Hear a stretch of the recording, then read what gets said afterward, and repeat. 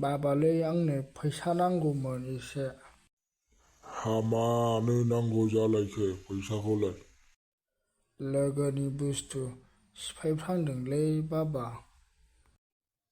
मा बुस्थु सिफायफ्लांलायखो नोंलाय लोगोनिखौलाय? बिदिजों मा जाबावनांगौलै? मा जाबावनांगौ जिबनाव? जिबनाव बिदि गिटार दें दें दामनायजों जानो हागोनफा?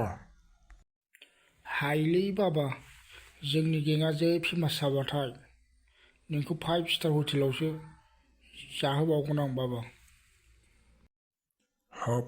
5 स्टार हटेल? हाबाब सिमांफ्राथ'।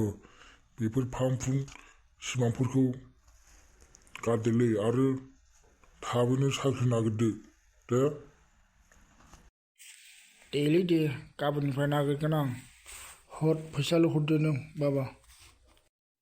बेसेबांथो नांगौ? 300।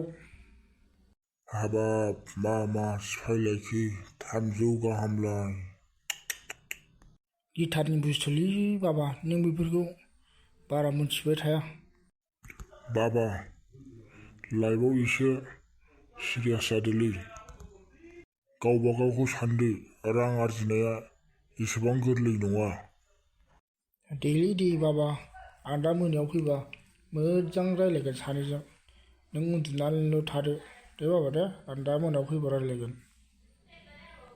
हाबाब, गावसो आंनि बिफा जाखो ना माखो? आंखौसो उल्टा बुजायफिनो। मा जाबावगोन बे फिसाजों? थादोलै बाबा, आं थांसै दे। बाय बाबा।